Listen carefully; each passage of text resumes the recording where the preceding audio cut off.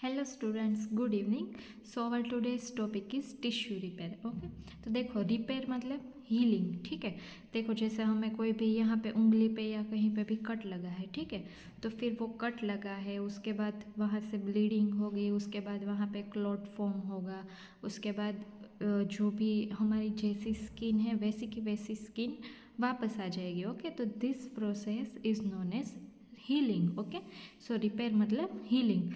So we can say that restoration of tissue architecture and function after injury, that is known as repair.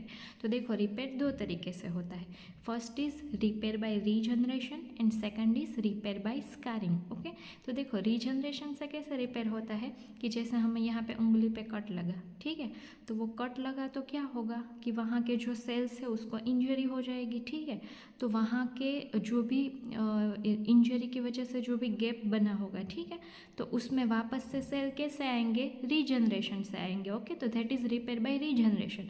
और repair by scarring कब होगा कि जब बहुत बड़ा वुंड होगा, तो क्या होगा कि जो भी रीजनरेशन वाले सेल्स हैं दैट आर नॉट इनफ, तो उसकी वजह से वहाँ पे क्या होगा कि स्कार फॉर्मेशन होगा, फाइब्रोब्लास्ट आ जाएंगे। ठीक है, तो that is repair by scarring. Okay, now first is repair by regeneration. Cells अगर डैमेज हुए हैं, सेल को इंजरी हुई है, तो उसको कंपेंसेट करने के लिए there is cellular proliferation. Okay, now it is driven by what, it is driven by growth factor and it depends on the integrity of extra cellular matrix. Okay, and there is a development of mature cells from the tissue stem cell. Okay, देखो अभी ये हमने देखा था कि there are 3 types of cell.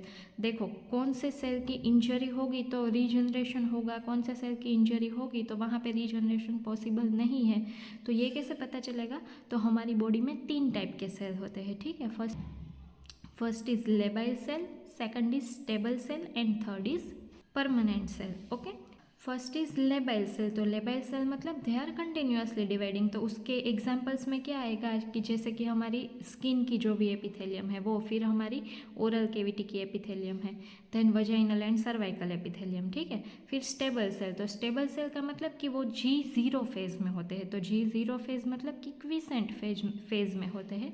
जब उस cell को इंजरी या कुछ होगा तभी वो प्रोलिफरेट हो गए। ठीक है, they are not continuously dividing, well labile cells are continuously dividing. ठीक है, तो स्टेबल सेल में कौन कौन से आएंगे, लिवर, किडनी एंड पेनक्रियास।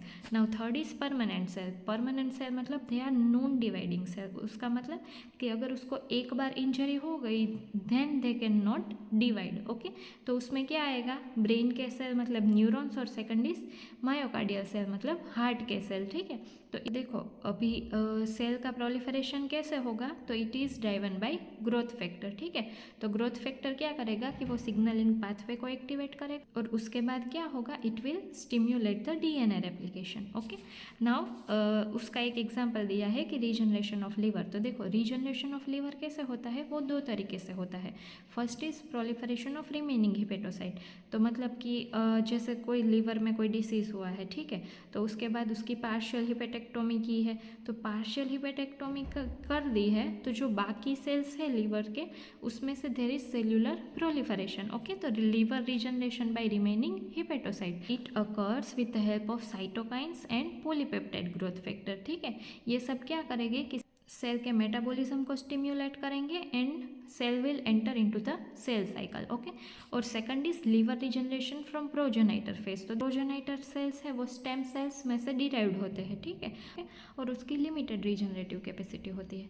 तो whenever there is any inflammation और injury to the liver cells, तब क्या होता है कि लीवर रीजनरेशन प्रोजेनाइटर सेल्स में से होता है। ठीक है, सो देखो अभी तक हमने क्या देखा, रिपेयर मतलब हीलिंग। ठीक है, मतलब restoration of tissue architecture and उसका फंक्शन। ठीक है, तो वो 2 तरीके से होता है। First is repair by regeneration and second is repair by scarring. Okay, तो देखो रिपेयर बाय रीजनरेशन में क्या आएगा, पहले तो तीनों सेल के टाइप लिख देने हैं। ठीक है, labile cell, stable cell and permanent cell. फिर ये लिखना है कि लीवर का रीजनरेशन कैसे होता है, तो रीजनरेशन स्टेम सेल्स में से भी होता है, और सेकंड इज की प्रोजेनाइटर सेल्स में से होता है। ठीक है, नाउ रिपेयर बाय स्कारिंग। तो देखो स्कारिंग में क्या होगा कि there is sequential steps. Okay. तो first is inflammation, second is cellular proliferation, third is formation of granulation tissue and fourth is deposition of connective tissue. तो देखो सबसे पहले इन्फ्लामेशन होता है।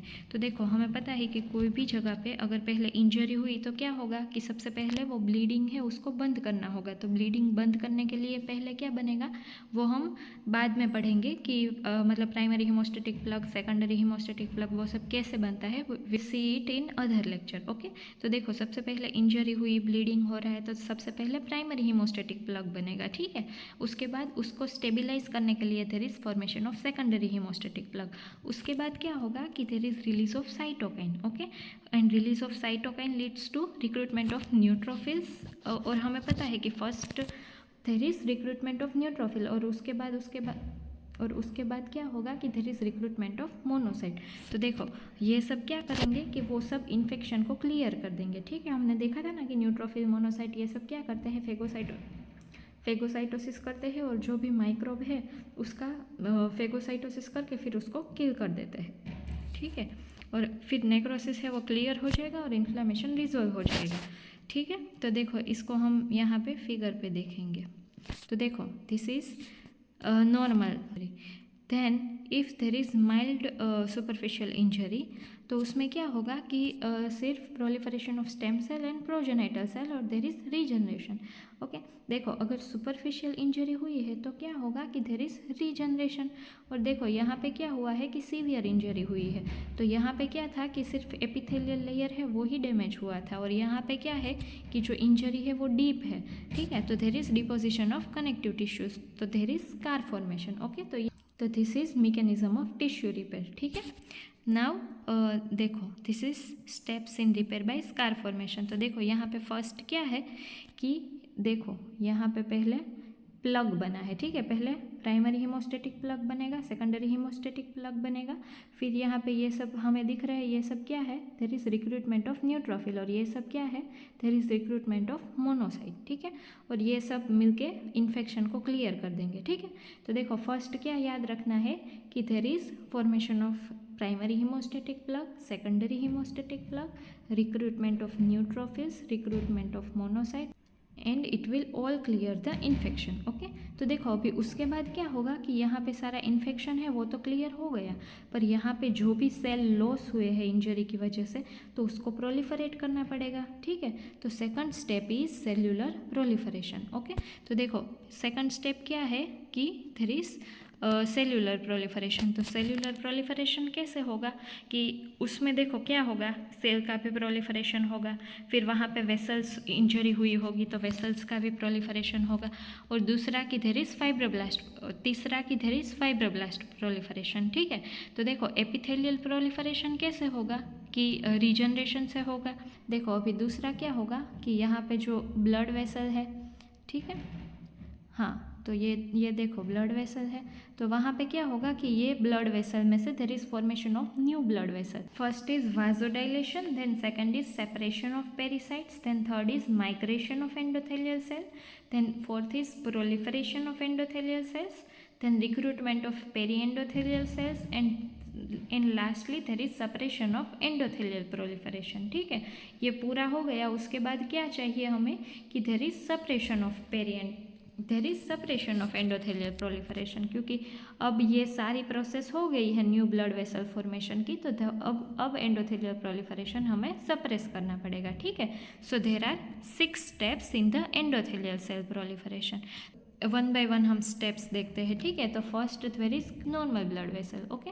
फिर क्या होता है कि देयर इज वाजोडाइलेशन, क्योंकि कोई भी इंजरी होगी तो हमने देखा था कि सबसे पहले वाजोडाइलेशन होगा एंड इंक्रीज वास्कुलर परमिएबिलिटी होगी, ठीक है। So there is vasodilation and increase vascular permeability. फिर क्या होता है कि देखो ये जैसे नॉर्मल ब्लड वेसल थी ना, तो इसमें अंदर की साइड एंडोथेलियल सेल्स होते हैं एंड बाहर की साइड पेरिसाइट्स होते हैं, ठीक है। तो सबसे पहले क्या होगा कि ये जो पेरिसाइट्स है वो ब्लड वेसल से सेपरेट हो जाएगी, तो देयर इज पेरिसाइट डिटैचमेंट और separation of pericytes from the blood vessel, okay. फिर क्या होगा कि देखो यहाँ पे भी पेरिसाइट डिटैचमेंट हो गया, यहाँ पे भी पेरिसाइट डिटैचमेंट हो गया, तो फिर यहाँ पे क्या होगा कि there is new blood vessel को फॉर्म करने के लिए जगह मिलेगी, ठीक है। There is formation of new blood vessel at the gap between the two endothelial cell. फिर तीसरा क्या होगा कि there is proliferation and migration of the endothelial cell. तो देखो अभी पेरीसाइट डिटेचमेंट हुआ, बीच में स्टॉक बन गया, तो अभी उस स्टॉक में एंडोथेलियल सेल्स चाहिए, तो क्या होगा कि ये एंडोथेलियल सेल्स है उसका प्रोलिफरेशन होगा एंड माइग्रेशन होगा, ठीक है। उसके बाद क्या होगा कि अभी एंडोथेलियल सेल का प्रोलिफरेशन एंड माइग्रेशन हो गया, पर न्यू ब्लड वेसल में हमें बाहर की साइड पेरीसाइट्स भी चाहिए, तो there is recruitment of peri endothelial cells, okay. और अगर ये सारी प्रोसेस हो गई अगर न्यू ब्लड वेसल फॉर्मेशन की, तो अब क्या चाहिए हमें कि एंडोथेलियल सेल का प्रोलिफरेशन सप्रेस कर देना है। क्यों? क्योंकि सारी अभी जो भी ये प्रोसेस है formation of new blood vessel की वो ख़त्म हो गई, तो अब there is suppression of endothelial cell proliferation, okay. So देखो कौन से 6 स्टेप्स याद रखने हैं। Vasodilation, separation of pericytes, migration and proliferation of endothelial cells, recruitment of periendothelial cells and separation of endothelial cell proliferation, okay. So this is angiogenesis. Now third is formation of granulation tissue. तो देखो granulation tissue में mainly क्या क्या आता है, तो there is proliferation of fibroblast, there is angiogenesis and there is inflammatory sales mainly macrophage, okay. तो ये सारा क्या करेगा कि जो भी साइट ऑफ इंजरी है उसको फिल कर देगा इन सब से, ठीक है। So it depends on the size of wound defect. कितनी ग्रेन्युलेशन टिश्यू एक्यूमुलेट होगी वो किस पे डिपेंड करता है कि साइज ऑफ वुंड कितना है, ठीक है। Now fourth is deposition of connective tissue. तो देखो ग्रेन्युलेशन टिश्यू है वो किससे रिप्लेस हो जाएगी उसके बाद, कनेक्टिव टिश्यू से। तो कनेक्टिव टिश्यू में क्या आएगा, कोलेजन, ठीक है। तो granulation tissue is replaced by collagen.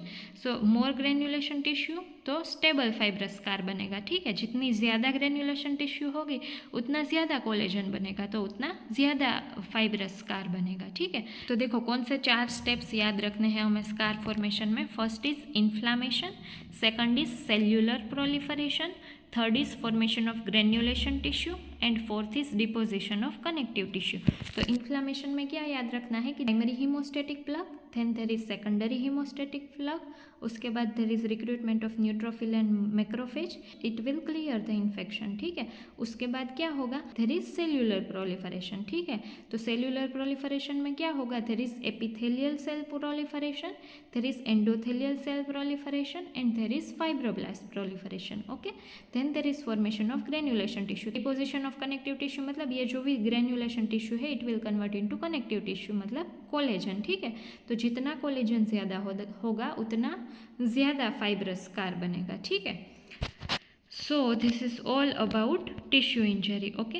And देखो ये टिश्यू इंजरी में जो भी कोलेजन है ना वो कितना है उसके लिए हम एक स्टेन यूज़ करते हैं, दैट इज़ ट्राइकॉम स्टेन, ठीक है। तो ये ट्राइकॉम स्टेन क्या करता है कि जो भी कोलेजन है उसको ब्लू कलर का दिखाएगा। देखो ये है ना, दिस इज़ H&E स्टेन, ठीक है। तो इसमें क्या है, ये सारा जो लूज है दैट इज़ कोलेजन, ओके। तो देखो कोलेजन है वो पूरा ट्राइकॉम स्टेन में कैसा दिखेगा, ब्लू कलर का दिखेगा, ठीक है। तो कोलेजन के लिए कौन सा स्टेन यूज़ करते हैं, special stain trichrome stain, okay. Thank you.